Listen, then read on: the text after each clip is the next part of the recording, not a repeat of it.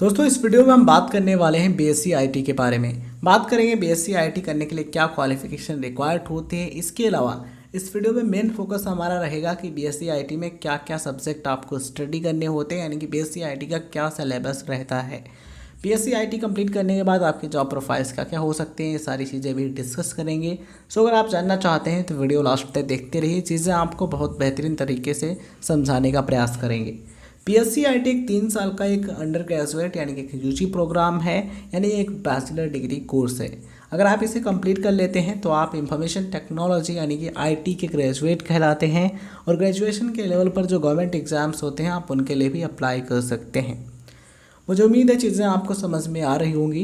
दोस्तों मैं आपको बता दूं बीएससी आईटी सेमेस्टर्स में डिवाइड होता है। कुछ कॉलेजेस में हो सकता है कि एनुअल सिस्टम हो, बट अधिकतर कॉलेजेस में सेमेस्टर सिस्टम चलता है, यानी कि सेमेस्टर वाइज एग्जामिनेशन कराए जाते हैं।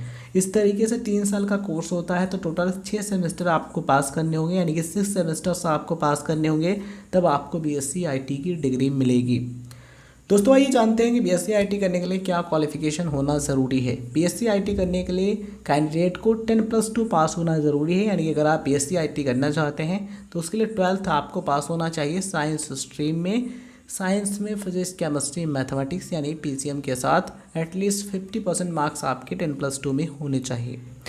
10+2 आपने किसी भी रिकॉग्नाइज्ड बोर्ड से पास किया है तो आप इसके लिए एलिजिबल होते हैं एंड अप्लाई कर सकते हैं। आइए दोस्तों जानते हैं कि बीएससी आईटी में क्या क्या सब्जेक्ट आपको स्टडी करने होते हैं। सबसे पहले बात करते हैं फर्स्ट ईयर की, यानी कि फर्स्ट एंड सेकंड सेमेस्टर की। फर्स्ट सेमेस्टर में आप कुछ इस तरीके के सब्जेक्ट स्टडी करते हैं, जैसा कि आप स्क्रीन पर देख पा रहे होंगे। चीज़ें आपको अच्छे तरीके से विजुअल हो पा रही होंगी। Technical communication skill, problem solving methodologies and programming in C, computer fundamentals and emerging technology, networking and internet environment. तो ये सब्जेक्ट होते हैं फर्स्ट सेमेस्टर में। वहीं अगर हम बात करें सेकंड सेमेस्टर की, तो सेकंड सेमेस्टर में आप data structure using C language, web programming, computer organisation and architecture, mathematical and statistical foundation of computer course, तो ये सब्जेक्ट होते हैं सेकंड सेमेस्टर में। आइए अब हम बात करते हैं सेकंड ईयर के सब्जेक्ट की, यानी कि थर्ड एंड फोर्थ सेमेस्टर में क्या क्या सब्जेक्ट होते हैं। दोस्तों आप स्क्रीन पर देख पा रहे होंगे थर्ड सेमेस्टर के subject SAD software quality assurance and testing, C++ and object oriented programming, RDBMS using Oracle, content management system using Joomla. दोस्तों वहीं अगर हम बात करें फोर्थ सेमेस्टर की, तो इसमें आपको programming with Java, programming with C#, network technology and administration, operating systems concepts with Unix, Linux, तो ये होते हैं फोर्थ सेमेस्टर के सब्जेक्ट। दोस्तों अगर हम बात करें फाइनल ईयर के सब्जेक्ट की, यानी कि फिफ्थ एंड सिक्स सेमेस्टर में क्या क्या सब्जेक्ट होते हैं, तो फिफ्थ सेमेस्टर के सब्जेक्ट आप स्क्रीन पर देख पा रहे होंगे, जो कि कुछ इस तरीके से हैं। Programming with C#.NET, advance Java programming, software testing and project management, project development.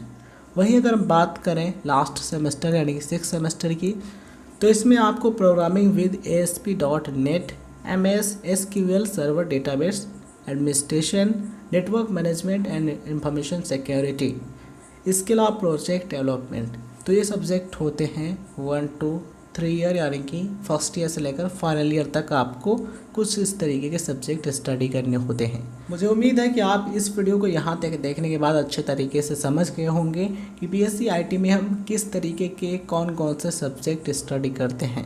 दोस्तों मैं आपको यहाँ पर बताना चाहूँगा बीएससी आईटी का जो सिलेबस है, ये जो सब्जेक्ट हैं, ये अलग अलग कॉलेजेस एंड यूनिवर्सिटीज़ में अलग अलग हो सकते हैं। अलग अलग यूनिवर्सिटीज़ का जो सिलेबस है उसमें आपको कुछ चेंजेस देखने को मिल सकते हैं, इसलिए अच्छा यही रहेगा अगर आप बिल्कुल एग्जैक्ट सिलेबस जानना चाहते हैं बीएससी आईटी का, तो आप जिस कॉलेज में एडमिशन लेना चाहते हैं आप उसके लिए सिलेबस देख लीजिए। आप जिस कॉलेज में या फिर जिस यूनिवर्सिटी से बीएससी आईटी करना चाहते हैं आप उसका सिलेबस देख लीजिए। आप उस कॉलेज या फिर यूनिवर्सिटी की ऑफिशियल वेबसाइट पर भी जा कर के उसका सिलेबस यानी कि बीएससी आईटी का सिलेबस डाउनलोड कर सकते हैं और देख सकते हैं। आइए दोस्तों अब हम बात करते हैं बीएससी आईटी जॉब प्रोफाइल्स के बारे में, यानी कि आफ्टर कंप्लीटिंग बीएससी आईटी आपकी क्या क्या जॉब पोजीशंस हो सकती हैं। दोस्तों बीएससी आईटी कंप्लीट करने के बाद आप आईटी सपोर्ट एनालिस्ट के तौर पर काम कर सकते हैं। इसके अलावा नेटवर्क इंजीनियर के तौर पर, वेब डिज़ाइनर के तौर पर, आईटी कंसल्टेंट के तौर पर, सॉफ्टवेयर डेवलपर के तौर पर काम कर सकते हैं। इसके अलावा क्वालिटी एश्योरेंस एनालिस्ट के तौर पर सिस्टम एनालिस्ट, तो ये जॉब प्रोफाइल्स आपकी हो सकती हैं आफ्टर कंप्लीटिंग BSc IT। इसके अलावा दोस्तों अगर आप हायर स्टडी करना चाहते हैं तो आप MSc IT कर सकते हैं, यानी कि master of science in information technology यानी कि इन IT कर सकते हैं। तो आप चाहें तो हायर स्टडी कर सकते हैं और भी पढ़ाई कर सकते हैं, या फिर आप जॉब के लिए भी अप्लाई कर सकते हैं। दोस्तों बैचलर डिग्री कोर्स आपने कंप्लीट कर लिया है, यानी कि BSc IT आपने कंप्लीट कर लिया है, तो आप ग्रेजुएशन के लेवल पर जो एग्ज़ाम्स होंगे आप उनके लिए भी अप्लाई कर पाएंगे। अप्लाई करेंगे, मेहनत करेंगे तो आपको गवर्नमेंट जॉब भी मिल सकता है। तो गवर्नमेंट सेक्टर में वैकेंसीज निकलती हैं BSc IT स्पेशली, तो आप उसके लिए अप्लाई कर सकते हैं। या फिर जहाँ पर केवल ग्रेजुएशन की डिग्री मांगी जाती है, यानी कि आपने देखा होगा कोई जो गवर्नमेंट एग्ज़ाम्स होते हैं वहाँ पर ये लिखा होता है कि bachelor degree in any stream या फिर any discipline from any recognised university. तो किसी भी स्ट्रीम में यदि बैचलर डिग्री कहीं पर डिमांड की जा रही है वहाँ पर आप इस डिग्री को लगा सकते हैं, या फिर स्पेशली जहाँ पर IT की फील्ड में बैचलर डिग्री की डिमांड की जाती है वहाँ पर आप इस डिग्री का यूज कर सकते हैं और गवर्नमेंट जॉब भी प्राप्त कर सकते हैं। मुझे उम्मीद है चीज़ें आपको अच्छे तरीके से समझ में आ गई होंगी। फिर भी अगर कोई कन्फ्यूज़न है, क्वेश्चन है या फिर सजेशन है तो आप हमें कमेंट सेक्शन में बता सकते हैं। ये वीडियो इन्फॉर्मेशन आपको पसंद आई हो तो इस वीडियो को लाइक कीजिए, शेयर कीजिए। चैनल पर नए हैं तो सब्सक्राइब कर लीजिएगा right info club YouTube channel को, एंड सब्सक्राइब करने के बाद नोटिफिकेशन बेल ज़रूर रन कर लीजिएगा, जिससे आपको नोटिफिकेशन मिलते रहेंगे, वीडियोज़ आप देखते रहेंगे।